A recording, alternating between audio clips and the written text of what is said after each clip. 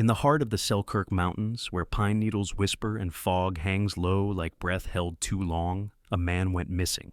What began as a peaceful solo hike ended in a discovery so precise, so silent, it felt more like a message than a murder. His body was found blindfolded, his neck broken, no signs of struggle, only a second sleeping bag that no one could explain, and a symbol etched in wood that no one could forget. But what if this wasn't the first time? And what if the man who did it didn't just kill to destroy, but killed to choose? This is not a story about how someone died. This is a story about how someone was watched, selected, and tested. And what happens when the forest watches back? The last thing Lauren Callahan received from her husband wasn't a phone call, a kiss, or even his usual soft laughter over dinner. It was a short, clipped message sent from the damp heart of the Selkirk Mountains. Made it. Setting up camp by the creek. It's beautiful here. Love you. Time-stamped 5:43 p.m. on a cool Friday evening, the text had all the calm finality of a routine ritual. A weekend hike Ethan had taken dozens of times before. Lauren responded with a quick, "Enjoy it, babe. I'll be here. Love you too." Her reply was marked delivered but never read. She didn't think much of it at first. In the Selkirks, cell signal was as moody as the mist that drifted through the pines. Here 1 second, gone the next. She figured Ethan had tucked his phone into his backpack and begun setting up his tent beside the stream they had once camped near together, back before work and routines took over their weekends. It was his favorite escape, remote, shaded by old-growth forest, and kissed by a stream that whispered like lullabies. Lauren trusted Ethan in the wilderness more than she trusted herself on a city sidewalk. He was deliberate, prepared, and deeply respectful of nature. He wasn't reckless, not even a little. But that night, something gnawed at her, an unease without name or reason. She tried to shake it off. She watched the clock. Midnight. Then, 1:10 a.m. She told herself he'd just fallen asleep early. No signal. Maybe his phone had died. Maybe the stars were too beautiful to look away from. Still, she texted again. "Good night, love. Call me in the morning." That message, too, went unanswered. Saturday morning arrived, cold and fog-laced. No text, no ping. No "good morning, beautiful," as he often sent from his campsite, usually with a photo of pine needles or a squirrel perched beside his coffee cup. By noon, silence weighed on her chest like wet stone. She dialed. It rang, then cut to voicemail. Again and again. That evening, she called the ranger station. It wasn't panic yet, but it was close. The ranger on duty took her calmly, professionally. "Missing hikers happen," he said. "He's probably just off-grid. Happens more than you'd think." She gave him the details. Ethan Callahan, 40 years old.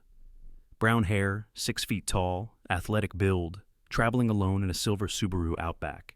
He'd planned to hike Lucent Trail and set up camp by Cider Creek, then return Sunday night.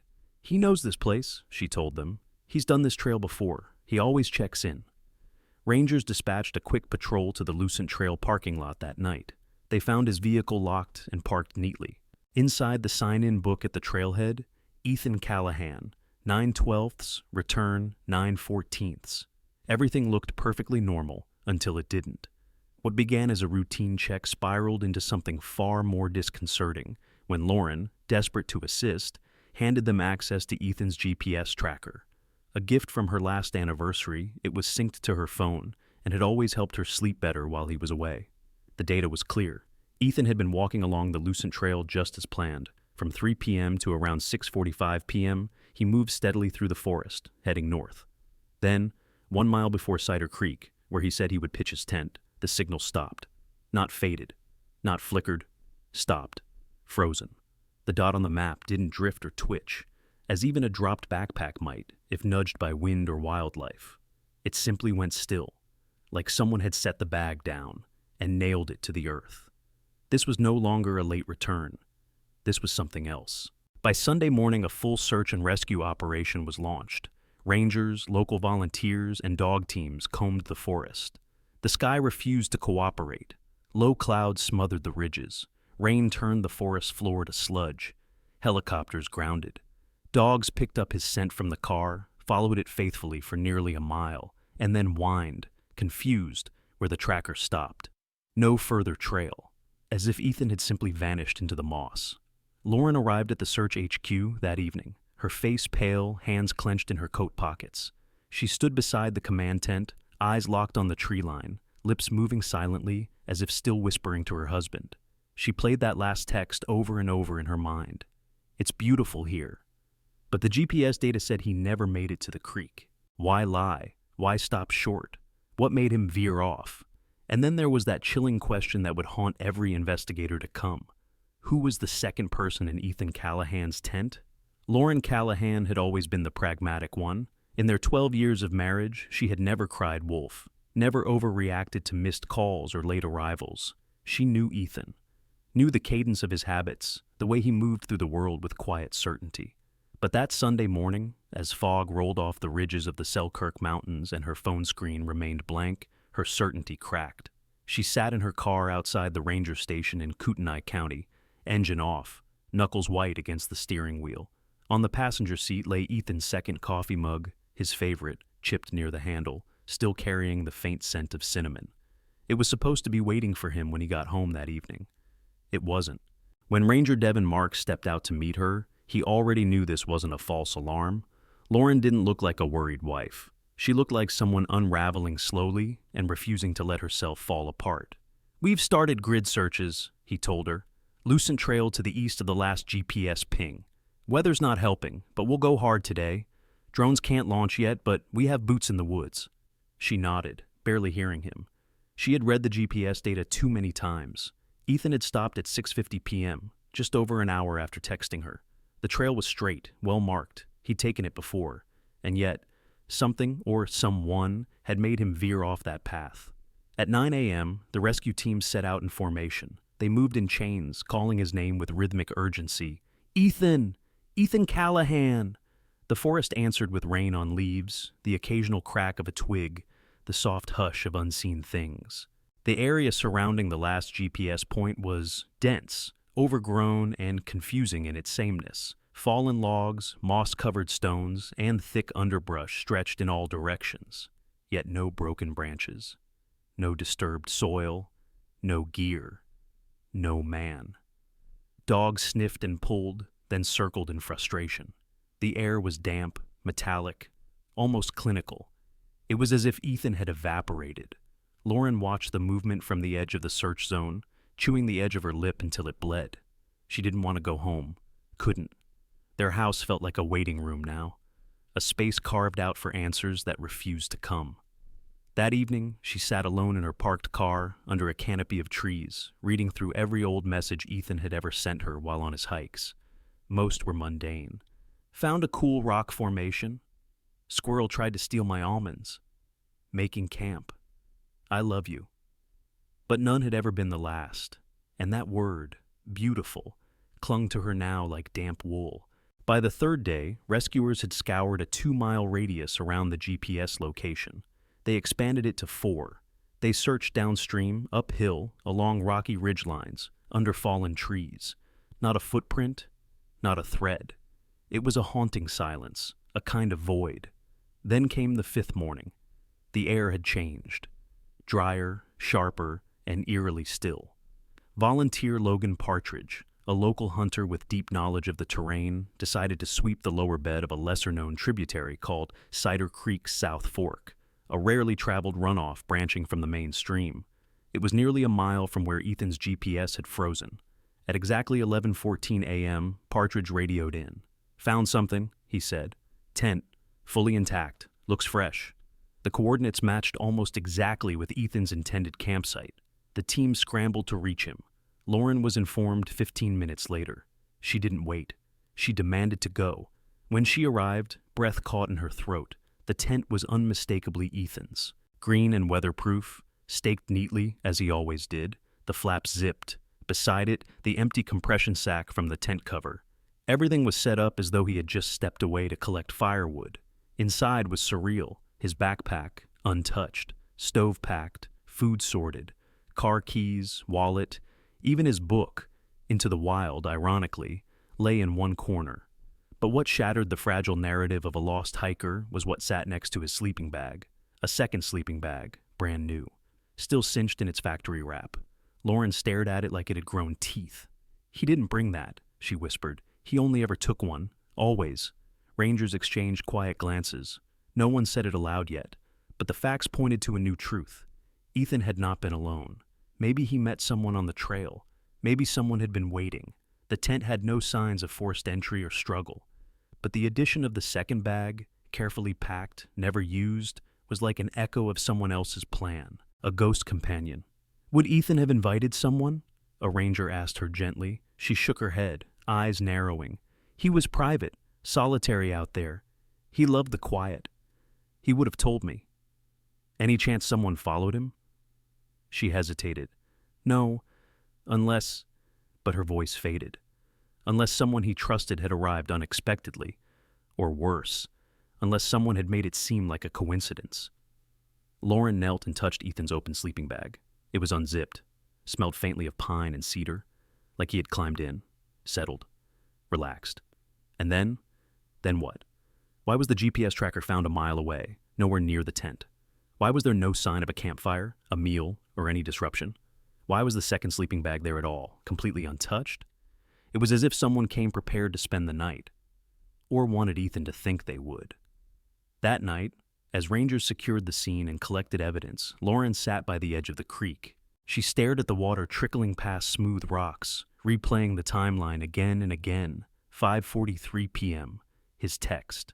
6:50 p.m., the tracker froze, but the tent was here. So where was Ethan when the signal stopped? And who else had stood beneath these trees with him? Unseen, unheard, and unwelcomed. They stared at the second sleeping bag as if it could answer them, but it said nothing.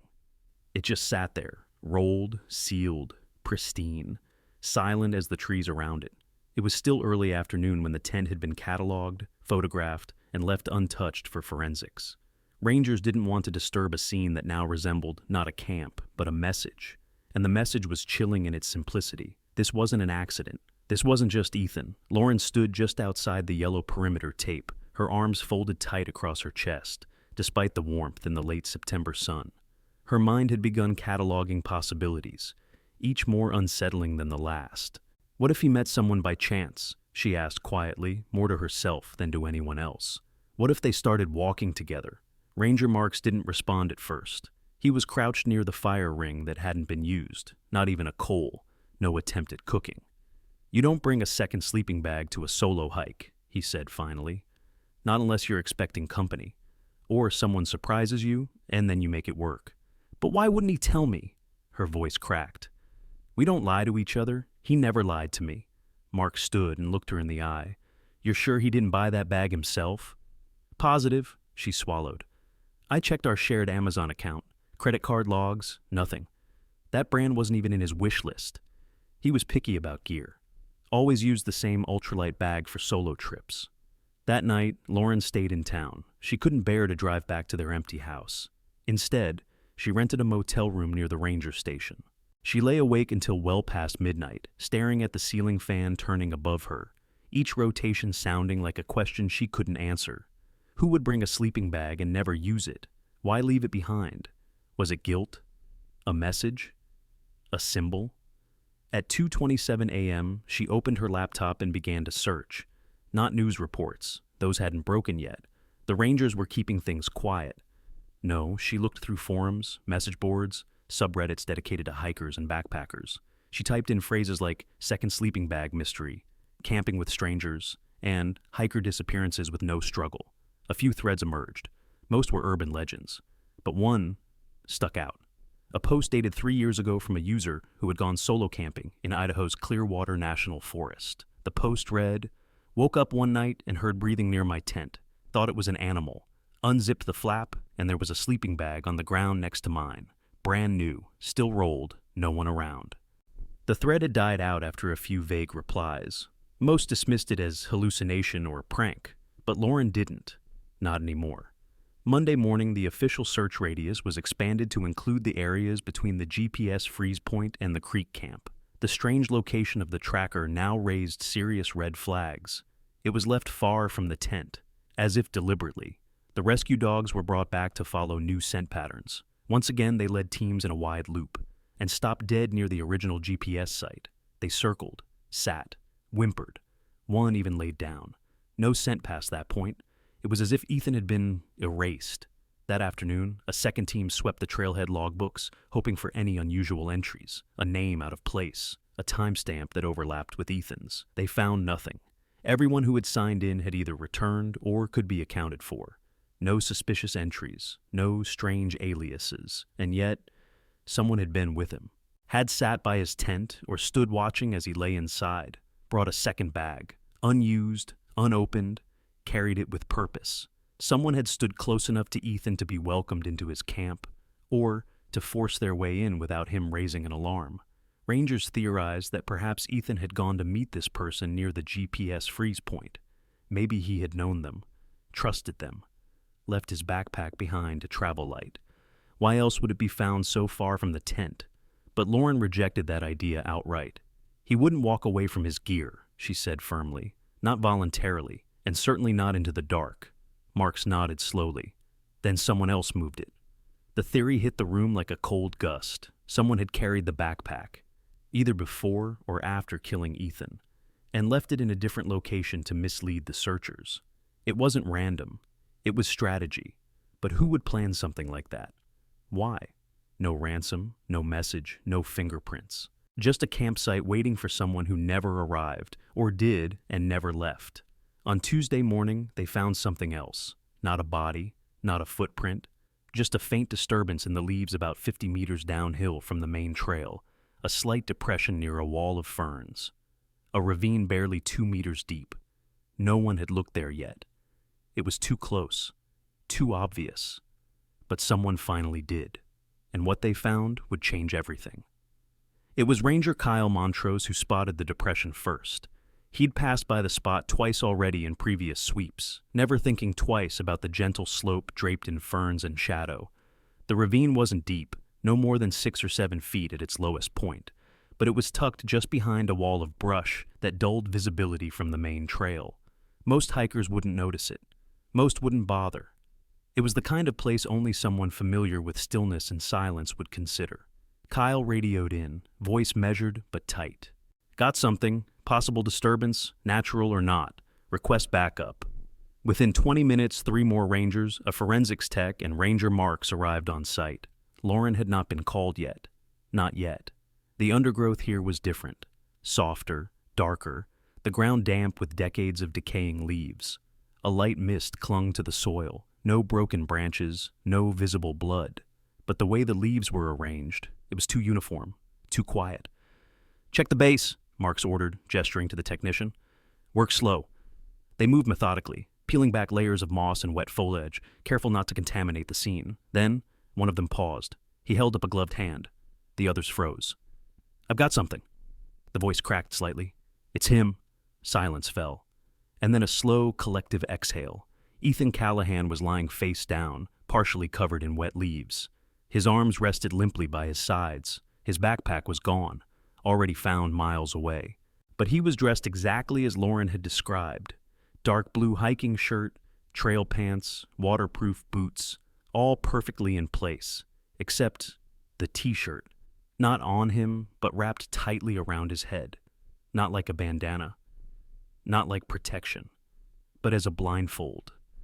Pulled so taut it had left a faint indent on his temples. Someone had used it to cover his eyes, and then killed him. No visible bruising, no blood. But when they gently turned his head to the side, the angle of his neck was unnatural. A forensic pathologist, brought in by helicopter after the discovery, gave the early verdict later that evening. Death by strangulation, accompanied by a snapped cervical vertebra. It was fast, he said. From behind. No signs of a struggle, no defensive wounds. Likely, he didn't even realize what was happening. That part sent a wave of sickness through Lauren when they finally told her. She'd come immediately. Her face blank, her voice oddly steady. She asked only one question. Was he scared? No one answered. No one could. But what haunted the search team more than anything was what they found next to Ethan's body. A few inches to the left of where his head had lain, embedded faintly in the damp ground, were 2 symmetrical impressions. Deep, oval-shaped knees. Someone had knelt there, right behind him. Not after, but during. The forensic specialist shook his head. Unusual. It doesn't look like they just found the body and knelt in grief or panic. The placement is deliberate, balanced, still. Like a ritual, one ranger murmured. The word made everyone uncomfortable, but it stayed. The detail was impossible to dismiss. Why kneel behind someone you're about to kill, especially if they're blindfolded? Why make it intimate? Why make it ceremonial? The discovery of the blindfold added another disturbing layer. Ethan had not been attacked in panic. This was cold, controlled, staged. Someone had been close enough to him, perhaps even friendly enough, to blindfold him with his own clothing.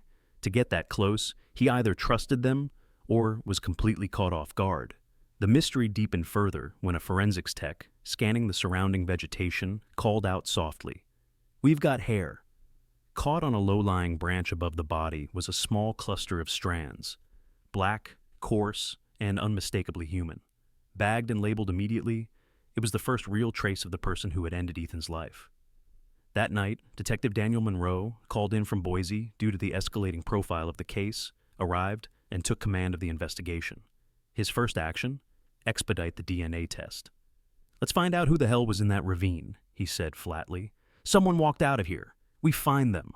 But there was something else he couldn't shake: the location. The ravine was just 50 meters from the main trail, a path walked by dozens of hikers and rescuers over the past 9 days. "He was right there," Monroe muttered, crouching at the edge of the drop. "We passed him over and over, like he was just under the surface of a frozen lake." The next morning, Lauren was invited to see the site. She asked for time alone with the ravine. The team hesitated but allowed it. She knelt where the killer had once knelt, staring down at the indentations in the earth and the absence they represented. The birds had gone quiet.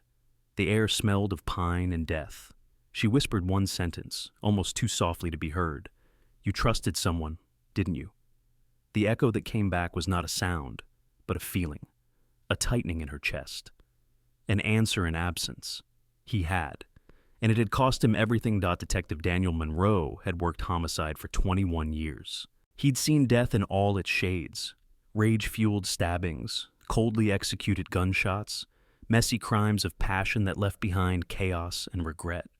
But what lay beneath the leaves in that ravine, and more precisely, how it was left there, sent a cold ripple through him he couldn't explain. It wasn't the snapped neck. It wasn't even the knee prints. It was the blindfold. The tightly knotted t-shirt, twisted like a tourniquet, pulled so close it bruised the temples, seemed to whisper things no body ever should. There had been no need to blindfold Ethan Callahan. He had been attacked from behind, killed in silence and precision. No struggle, no noise. So why blindfold someone who would never see the face of their killer? That question turned over in Monroe's mind like a stone he couldn't put down. This wasn't just concealment, he told the forensic team as they documented every square inch of the ravine. It's communication, a signature, a message. "Message to who?" one technician asked quietly. Monroe looked toward the trees. Us, her, himself. Maybe all three. Back in town, Lauren sat in the temporary operations center, with Ethan's phone clutched in her hand. She had turned it on again, despite the battery now requiring constant charge. She had scrolled through every thread, every image, no clues. Just the last photo he'd taken. A picture of the creek, late afternoon sun shimmering on water. The corner of his boot barely visible at the edge of the frame. It was a beautiful image, peaceful. She hated it. She kept returning to that t-shirt. He would have never taken it off unless he was too warm or going to sleep, she told Monroe during their first formal sit-down. And he wouldn't give it away to a stranger, not unless they were close, or he was threatened. Monroe nodded. "We agree, but there's no bruising on the wrists, no defensive wounds, no sign of restraint." "So he just stood there," she said, her voice small. "Let someone wrap his own shirt around his eyes, like it was a game, like it was safe." Or, Monroe added grimly, he didn't know it was happening until it was too late. They had theories now, dark ones, the kind of narratives detectives loathe, because they require stepping into the mind of someone who doesn't think like the rest of us, someone who might not even think like a human being anymore. Ritual, symbolism, psychological dominance. The fact that the killer had used Ethan's own clothing made it personal. It wasn't some scrap of cloth or a found bandana. It was something from him. Like the killer had wanted Ethan's final moments to be soaked in familiarity, cloaked in something that once meant comfort. There was a level of intimacy to it that bordered on the theatrical. Monroe sat with his notes that evening, rereading every step of the timeline, every measured movement, from the GPS freeze point to the untouched camp to the body carefully hidden just out of view, a triangle of deception, and at the center of it, a man who trusted too much or feared too late. Then there was the hair. The strands collected from the bush above the body had been rushed to the FBI's DNA lab. Monroe, ever the realist, had hoped for a match, a name, a rap sheet, anything. But what came back 2 weeks later was worse than nothing. The profile was complete and intact. No degradation. The sample had been left recently. And yet, when run through the combined DNA index system, the National Missing Persons Database, and even genealogy networks, the result was the same across the board. No matches, no family, no trace. Ghost DNA, one agent called it. Monroe slammed the folder shut after reading the report. He couldn't explain it. Someone had walked into the forest, close enough to Ethan Callahan to blindfold him, kill him swiftly, and leave him in a ravine.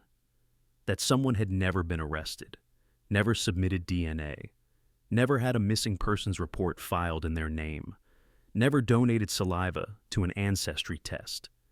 In an age where everyone left digital fingerprints, this person had left none.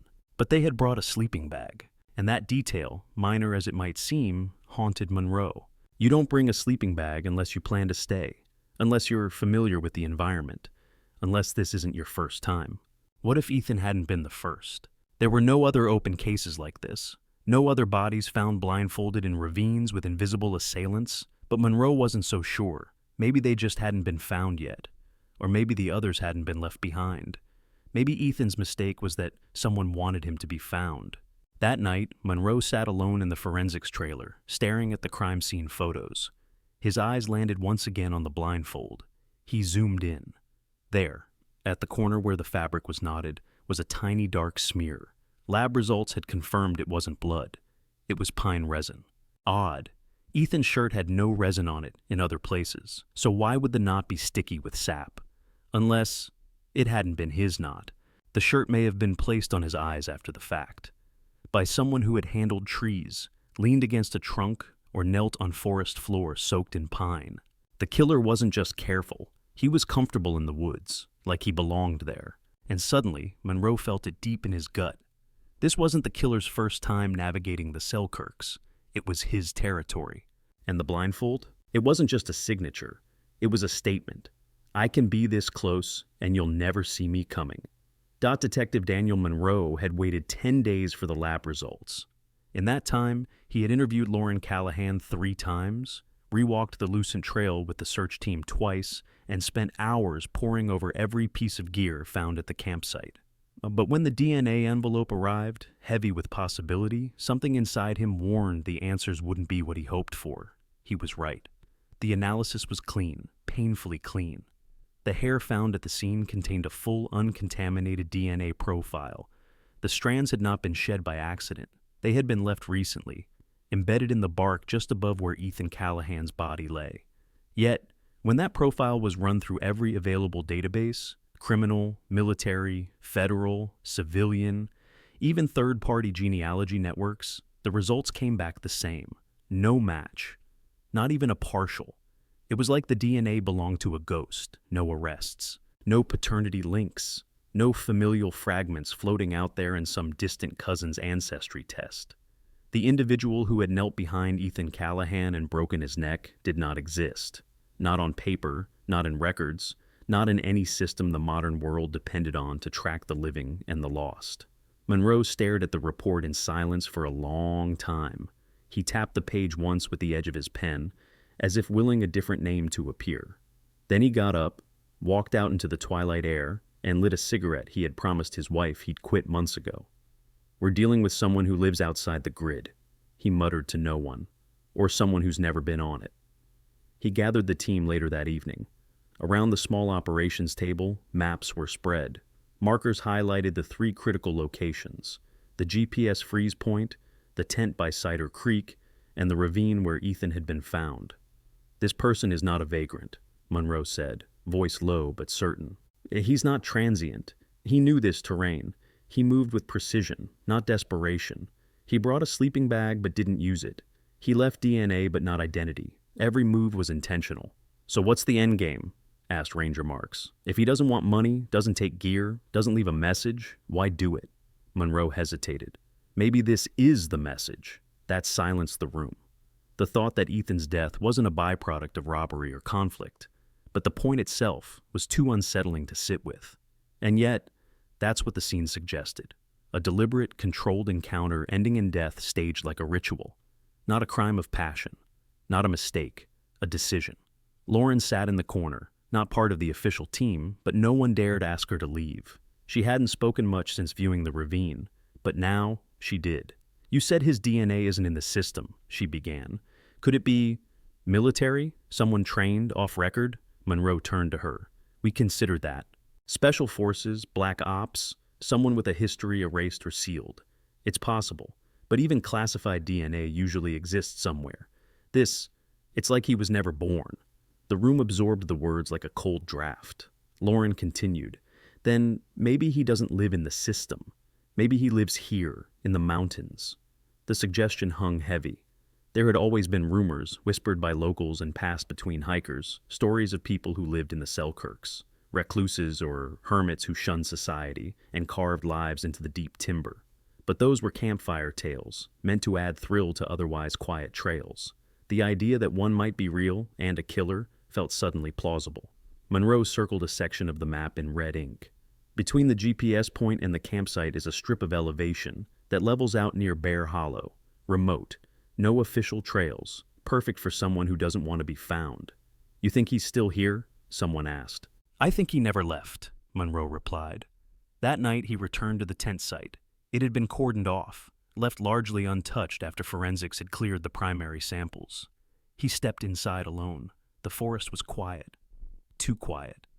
The kind of quiet that presses against your ears and makes your heartbeat seem impolite. He looked at the second sleeping bag again. Still sealed in its wrap, placed gently next to Ethan's. It wasn't tossed or forgotten. It was arranged. That bag had never been meant for use. It had been symbolic. Monroe crouched and reached into the pack Ethan had left behind. Inside were typical items: first aid kit, trail mix, headlamp, a paperback copy of Into the Wild, but tucked in the front pouch, barely visible, was a single scrap of folded paper. Forensics had missed it. Monroe opened it carefully. It was a torn piece of a topo map. Hand-drawn circles marked 3 points: the tent, the GPS location, and a third, deeper into the woods, far off any trail, marked only by a black X. It hadn't been in the ranger's standard maps, but it meant something. Someone had marked that place. Maybe Ethan, maybe the other man, maybe both. Monroe didn't say a word as he pocketed the scrap. The coordinates etched in ink were precise.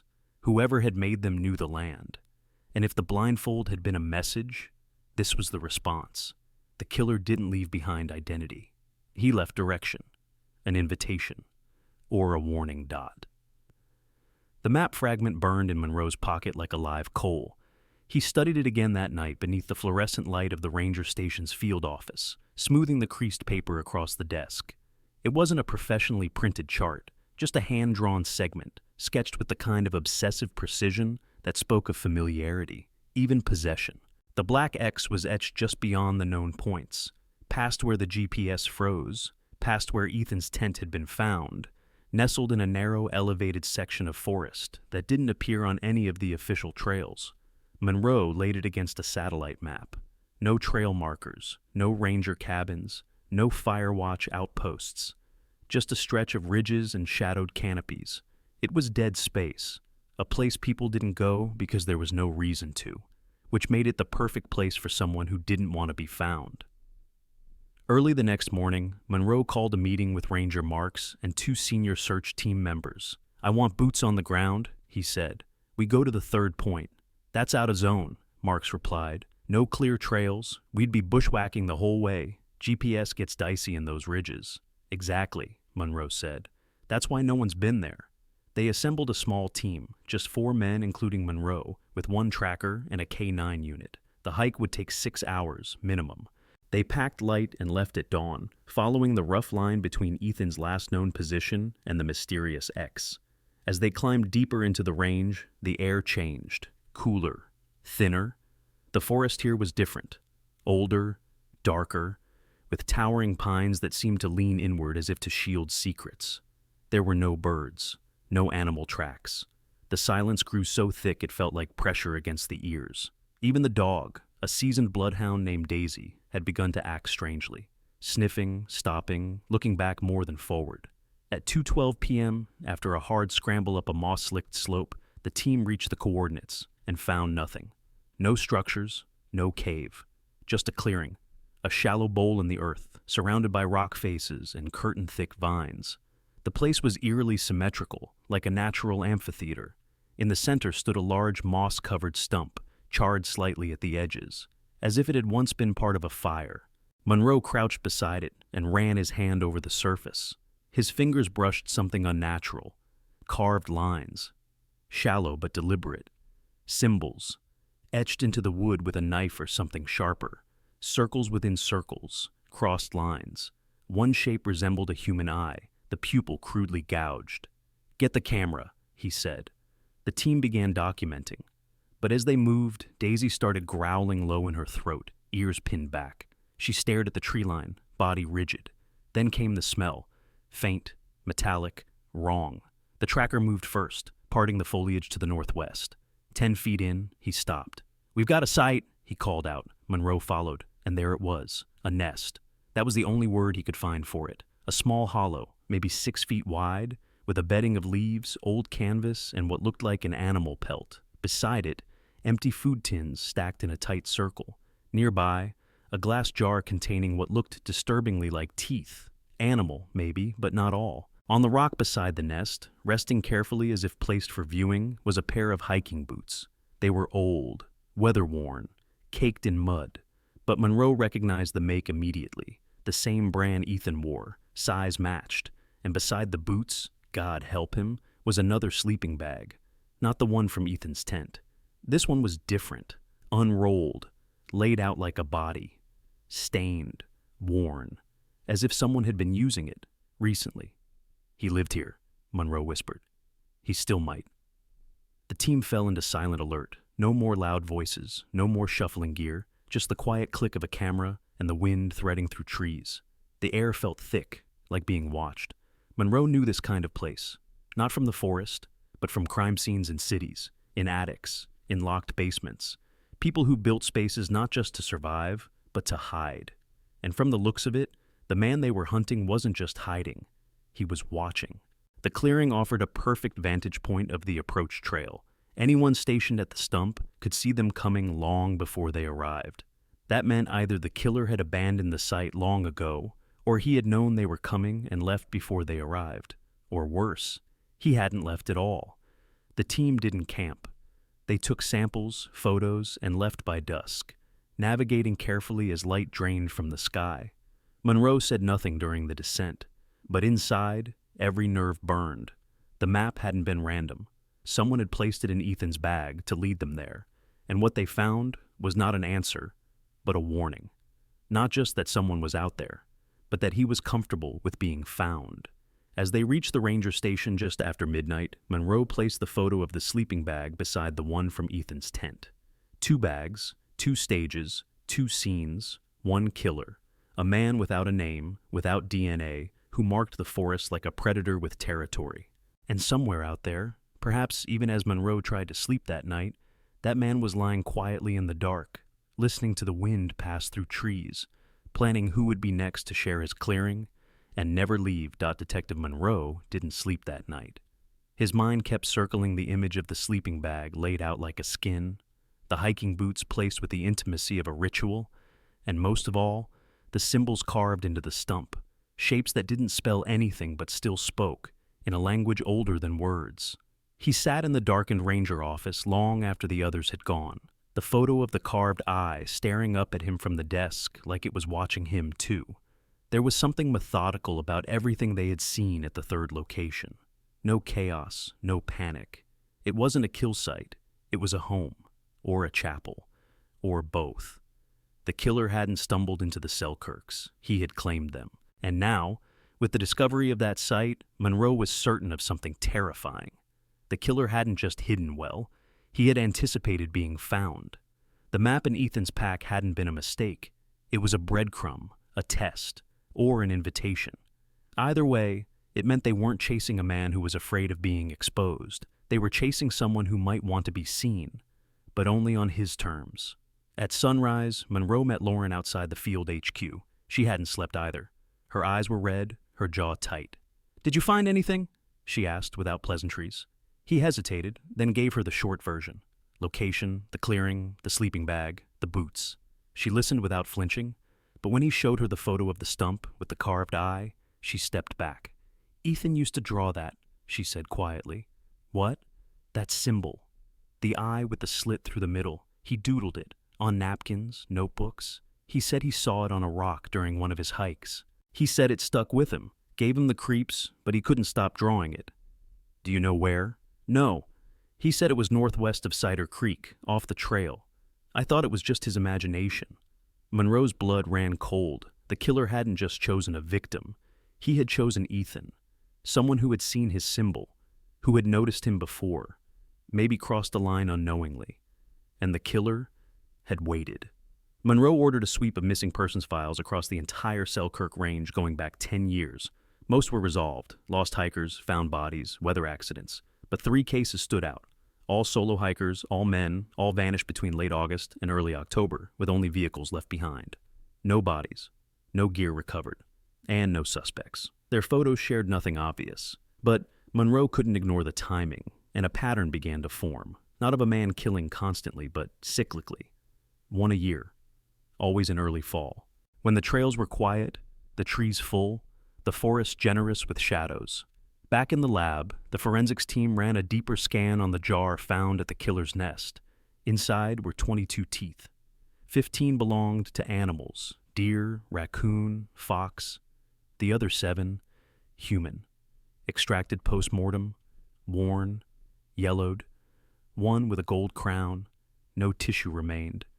Just enamel. Monroe stared at them laid out on the tray, each one labeled and tagged. They weren't trophies. They weren't random. They were tokens, numbers, chapters in a story only one man knew he was writing. That evening, a Firewatch drone finally flew over the 3rd site, capturing thermal imaging in case the killer had returned. The images were mostly black, cool tones, but on frame 1187, just beyond the clearing in the thicket of pines to the south, a signature flared for less than 3 seconds. Humanoid. Still. Then gone. The team argued over its legitimacy. Could have been residual heat. Could have been an animal. But Monroe knew. It was him, watching, listening, maybe even smiling. He'd seen the intruders walk through his space, touch his things, speak his name without knowing it. He had been there the whole time, and he had let them leave. That's what terrified Monroe the most. The killer didn't strike because he didn't need to. He had already done what he came to do. Ethan was just the latest. Not the first. Not the last. A choice. A lesson. A line in the diary. The blindfold was never for Ethan. It was for them. Detective Monroe stood in the sterile light of the forensic lab, staring down at the tray where the 7 human teeth had been arranged like cold, silent witnesses. Each one tagged, labeled, separated from the cluster of animal remains found in the killer's hidden nest. Teeth alone didn't speak much. Not without tissue, not without DNA. But one of them, the molar with the gold crown, cracked the silence wide open. Dr. Jensen, the forensic odontologist from Boise, had spent the last 48 hours cross-referencing dental records, charting angles and wear, hunting for anything distinctive enough to link to a name. And finally, she had found one. "It matches," she said, sliding the report across the table. "Gregory Ellis, age 38, went missing in 2016. Solo hiker. Last seen parking near Selkirk's Northwest Ridge Trail." Monroe didn't say anything at first. His eyes ran over the summary. Missing, unsolved, presumed accident, no body ever recovered. But now, here was a piece of him, held in glass. "That crown was custom," Jensen continued. "Only one dental office in Sandpoint used that particular ceramic blend that year. I cross-checked. It's definitive." Monroe nodded slowly. He was one of them. One of who? "The others," Monroe muttered. "The ones who came before Ethan."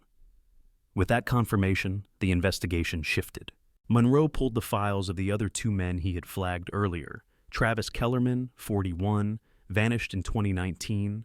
Joel Finn, 34, disappeared in 2021. Both experienced hikers, both alone.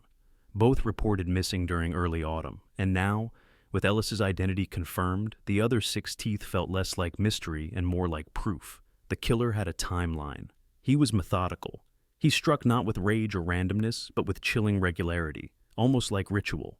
Once a year, same forest, same pattern. Monroe gathered the team that evening for a closed briefing.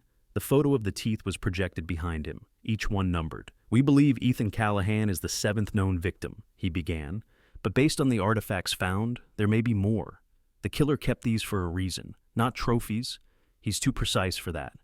These are markers, proof. 1 tooth for each." He pointed to the aerial image of the nest. "He lives here. He doesn't just hunt in the woods. He exists within them, moves like shadow, leaves almost nothing. But he kept this, these teeth, this map, this blindfolded message." Lauren sat at the edge of the room, wrapped in silence, but her mind was racing. She had researched every name as soon as Monroe mentioned them. Gregory Ellis had a wife. Travis Kellerman left behind a sister. Joel Finn had a daughter who still posted photos on social media each year on his birthday.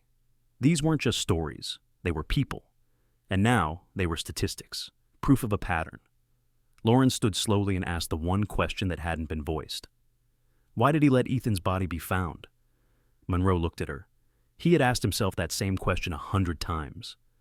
"Maybe he's getting bolder," he said. "Or maybe this was always part of the cycle. A warning? Or a game?" Monroe didn't want to speak the words that followed, but he couldn't shake them.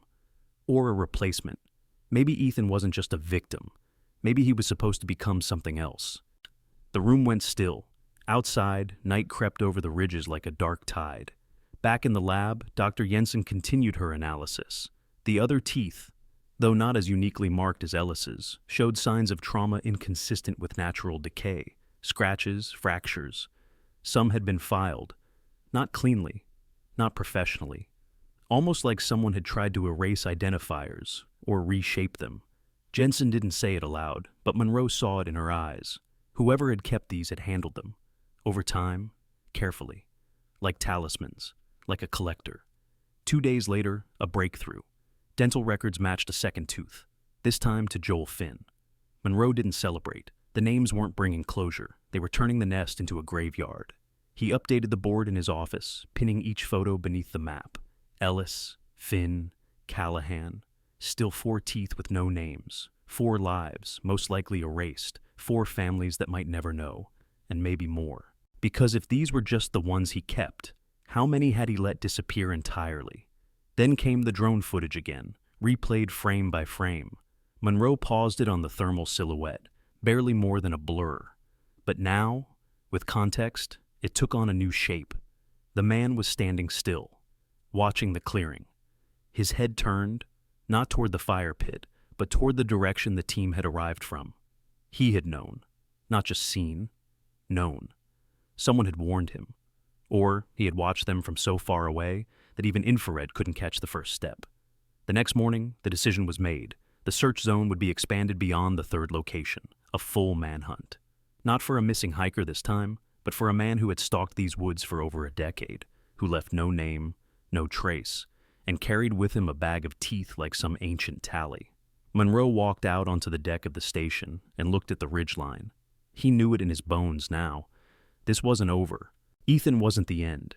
He was the thread that had finally been pulled, and somewhere out there, a man was watching, waiting, and counting the days until the forest grew quiet again, until it was time to add another tooth to the jar. It wasn't chance. Monroe knew that now. Ethan Callahan wasn't a victim of wrong place, wrong time. He was chosen. And that realization shifted the entire frame of the investigation. The others, the missing hikers tied to the teeth in the jar, had all vanished quietly, without witnesses, without bodies. Their disappearances were ghosts in the park logs, footnotes in local news. But Ethan was different. His body had been left to be found. His death had been staged. And then there was the map, the blindfold, the second sleeping bag. All of it pointed not just to murder, but to intention. He had been selected for something. And Monroe's question now wasn't who the killer was. It was why Ethan? He started at the beginning. He called Lauren back in. They sat across from each other in the field office, paper coffee cups between them untouched. "You told me once that Ethan had seen the eye symbol before," Monroe said. "Tell me everything. Exact words. Don't filter anything." Lauren leaned back, fingers tightening around the edge of her cup. "It was about a year ago," she began. "He came home from one of his hikes. Short one, just a 2-day trip up the west slope near Dawson Bluff. Said he saw something strange, a rock face with markings. Carved, not painted, weathered but sharp." "And it was the eye?" Monroe asked. "He called it the eye that doesn't blink." Her voice grew quieter. "He said it felt like it was watching him. Not superstitious, just unsettled. He took a photo but later deleted it. Said it gave him the creeps every time he scrolled past it. But he couldn't stop thinking about it. He started doodling it without realizing." "Did he tell anyone else?" "No. Ethan wasn't the type to post trail stories online or brag about off-trail discoveries. He liked the woods because they didn't ask questions." Monroe was silent for a moment. Then he stood and walked to the caseboard, pinning up a sketch Lauren had provided weeks earlier, a rough version of the symbol. The slit pupil eye, encased in crude lines, a kind of primitive symmetry to it. It matched what had been carved into the stump at the third location. Monroe stared at it, piecing it together. Ethan had found a marking. He had remembered it. And someone, somewhere, had realized that. "We think he saw something he wasn't supposed to," Monroe said. "Something the killer left behind. Maybe even a place. And instead of running, he came back, kept hiking. Maybe even got closer. That's why he was marked." Lauren's lips trembled, but she nodded. "So he was punished? For curiosity? Or invited?" Monroe murmured. That idea had taken root in his mind like a thorn. The killer didn't just eliminate, he tested. He watched. He chose. The blindfold, the eye, the sleeping bag. All of it theatrical, yes, but also communicative. Monroe was starting to believe Ethan had been brought into the game knowingly. Not willingly, but inevitably. Back in Ethan's gear, investigators found another strange clue. A small, leather-bound notebook tucked into a side pocket of his hiking bag, separate from the main compartment. Inside, rough sketches of trees, elevation lines, and symbols. More of the eye. Sometimes half-drawn, sometimes crossed out. On one page, a sentence was scribbled in pencil, so faint it was nearly erased. "He sees the ones who see him." The page had no date, no context, but Lauren confirmed the handwriting. It was Ethan's. Monroe stared at it for a long time. He knew, he said finally. He just didn't understand what he was seeing. That evening, Monroe asked the team to overlay all GPS data from Ethan's past hikes over the last 3 years. Lauren had backups from his tracker, and the tech unit mapped every trail, every waypoint. And there it was. On 3 separate trips, Ethan had passed within a mile of the third location. Not directly over it, but close. Always in late September. Always alone. He hadn't just stumbled into the killer's space. He had unknowingly circled it, a moth orbiting flame, and the killer, in return, had circled him.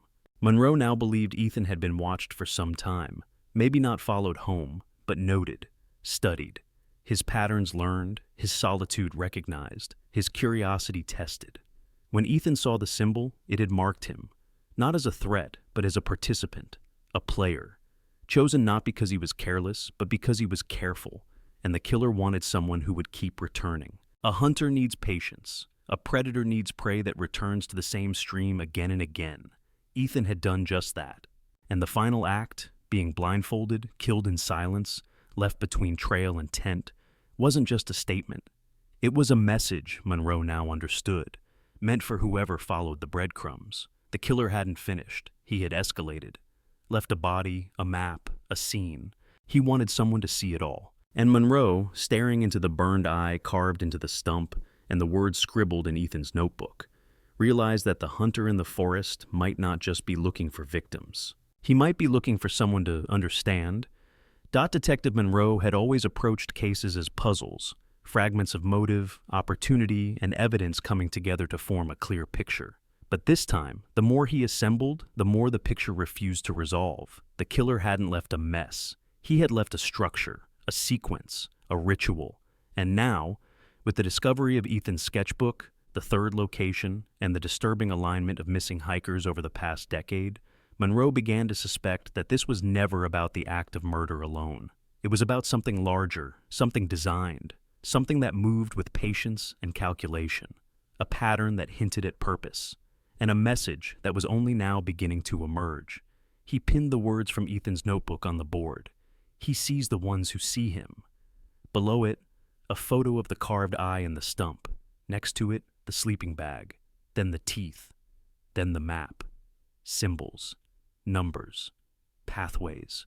And suddenly, it hit Monroe, not as a fact, but as a creeping possibility. What if Ethan wasn't just a victim? What if he was a candidate? The thought sat in Monroe's chest like a stone. He went back to the map, Ethan's movement over the years, his repeated solo hikes in the same months, the near encounters with the third location. A hunter choosing his prey, yes. But what if it wasn't to kill them? What if it was to replace himself? Monroe didn't say it aloud at first. The theory was too abstract, too psychological. But the symbolism fit. The blindfold wasn't about fear, it was about initiation. The second sleeping bag wasn't for a companion, it was for a successor. The killer was crafting a ritual to choose someone to continue his legacy, and Ethan had walked into it step by step, never realizing what game he had entered. The signs were everywhere, Monroe now realized. The notebook Ethan kept, the symbols he had begun to sketch, the fascination that had crept into his subconscious. The killer hadn't rushed to murder him. He had watched, waited, and only acted when Ethan had gotten too close, when perhaps he had failed to pass some unspoken test, because that was what this was, a test. And Ethan had failed, not because he wasn't good enough, but because he wasn't willing. He hadn't surrendered. He hadn't transformed. So instead of becoming the next, he had become the message. Monroe met again with Lauren. She sat across from him, pale and hollow-eyed, but stronger than anyone he had ever known. He laid out the theory carefully, word by word, watching her for signs of disbelief. But she didn't flinch. She listened.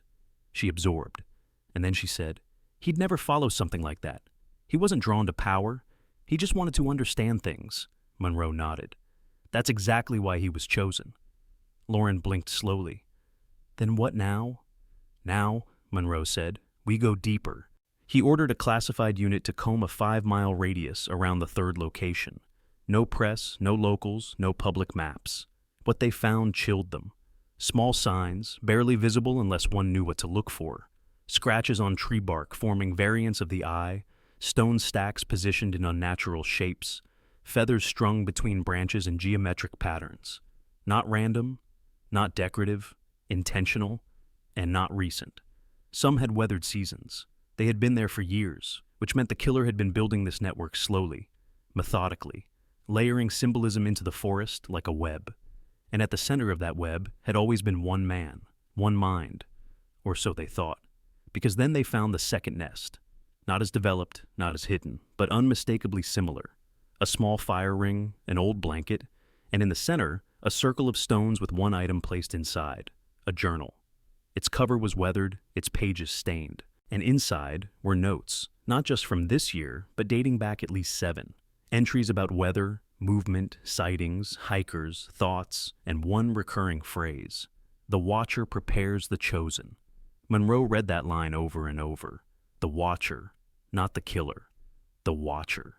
Someone who observes, who waits, who guides. And the chosen? They were the ones who passed, or failed.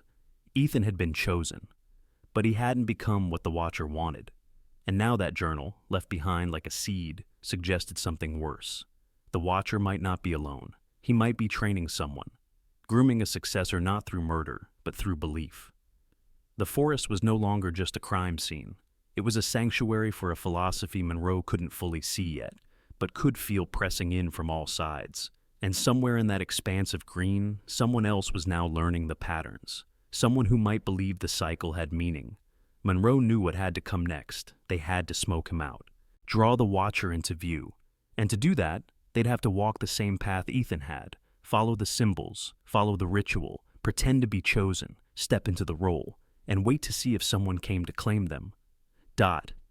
They chose Monroe to be the bait, not because he volunteered, though he did, but because he was the only one who truly understood the path Ethan had walked. The others had maps, theories, briefings. Monroe had felt it.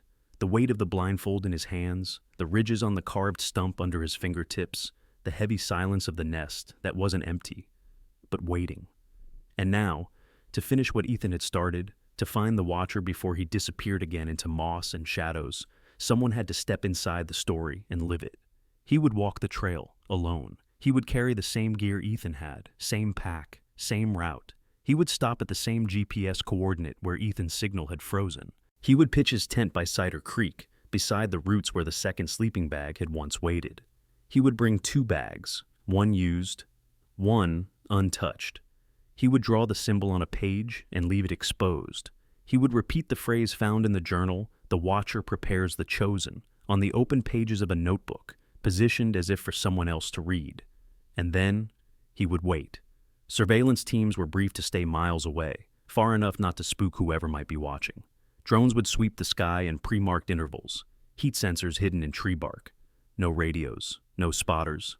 Monroe would be isolated. But he wouldn't be alone. That was the entire point. The plan was set. He left at dawn. September 27th. Exactly 1 year since Ethan's last hike. He didn't tell his wife goodbye, not really. Just a note on the kitchen counter, 2 lines long. "If I don't return, I hope I find what he couldn't. Love, D." The trail greeted him with silence, no bird song, no squirrels rustling in underbrush, just the steady thud of his boots against soil, the crunch of last year's pine needles breaking underfoot. At 5:43 p.m., the exact timestamp of Ethan's final text, he reached the creek. The air smelled the same, iron-rich, damp, alive.